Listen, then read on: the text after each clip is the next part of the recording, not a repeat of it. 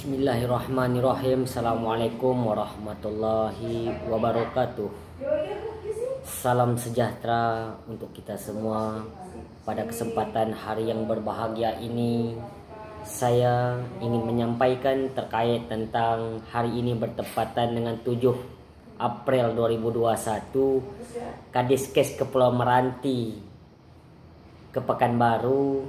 Sebelum ke Jakarta, singgah dulu ke pengacaranya untuk konsultasi terkait tentang langkah konkret yang kami duga bagi dirinya untuk mensomasi media-media yang dianggap coba untuk membuat pekerjaan beliau tidak bisa lagi stabil dan tidak nyaman.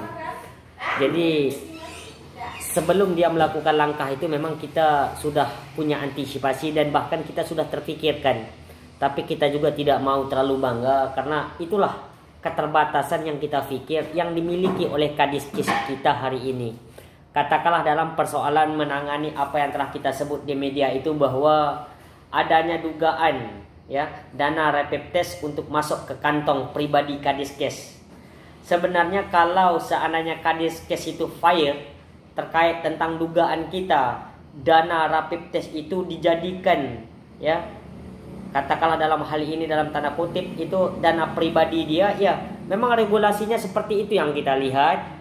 Ketika ada masukan-masukan perharinya terkait tentang rapid test, terkait tentang tes swab, terkait tentang biaya-biaya pihak ketiga, katakanlah dalam hal ini persoalan proyek-proyek, kemudian persoalan kerjasama dengan lembaga-lembaga lain, bantuan-bantuan daripada perusahaan-perusahaan. Hampir saja ketika kita melakukan konfirmasi ke sekretaris dinas, ke kabid, ke anggota lainnya, tidak kita jumpai bahwa mereka sanggup untuk berbicara. Termasuk yang kemarin Pak Fahri bendahara tim COVID.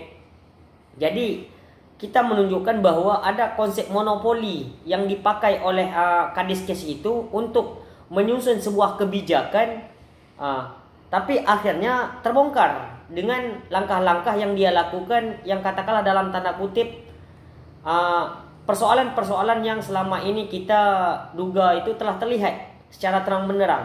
Katakanlah kita boleh melakukan survei ke BLK. Kebetulan tadi kita juga pagi ke BLK, kita telepon itu Bu Ayu tidak berada di lokasi. Kita telepon Bu Rahma katanya lagi di luar. Kita minta tanggapan beliau terkait tentang pasien-pasien yang kena COVID, data-data persoalan tes swab dan lain sebagainya, tidak bisa yang berbunyi.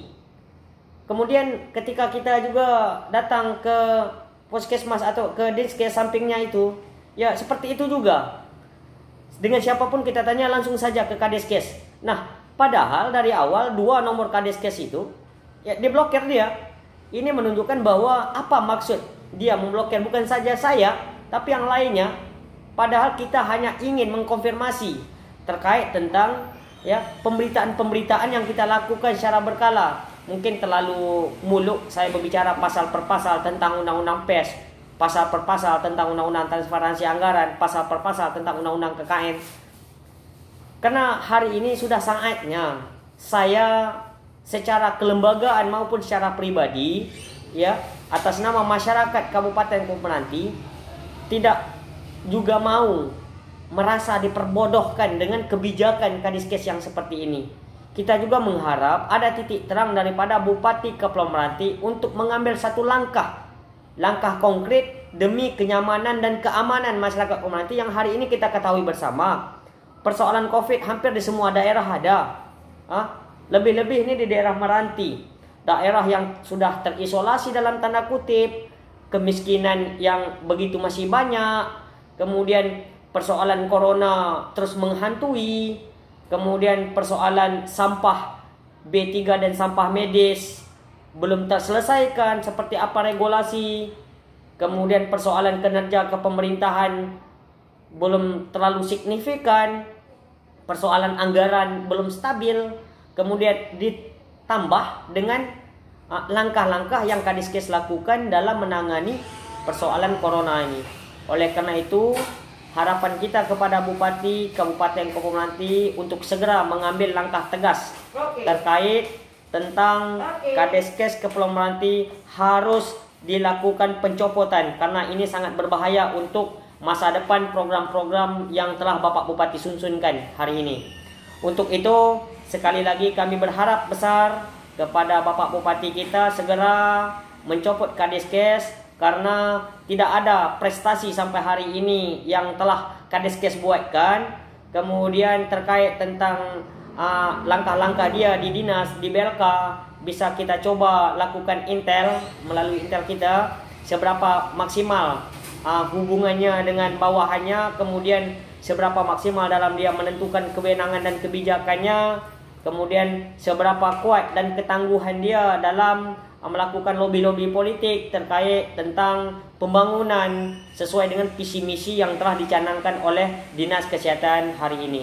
Oleh karena itu hanya satu solusi, ganti kepala dinas kesehatan itu, tentukan orang lain supaya pemerintah Kabupaten Komoranti tetap sama-sama menjaga keadaan corona ini agar segera seminim mungkin daripada daerah kita ini sehingga daerah kita bisa stabil dan bisa mencari ekonomi seperti biasanya. Pemerintah bisa fokus bekerja sesuai dengan tupoksi mereka masing-masing dan Kadeskes ini jika perlu dinonjolkan ya. Mungkin langkah tepat bagi kami untuk melihat persoalan-persoalan yang terjadi selama ini di tubuh Kadeskes itu. Demikian sahabatku sekalian. Mohon maaf andai kata ada kata yang salah. Akhir kalam dari saya, wabillahi taufiq wal hidayah. Assalamualaikum warahmatullahi wabarakatuh.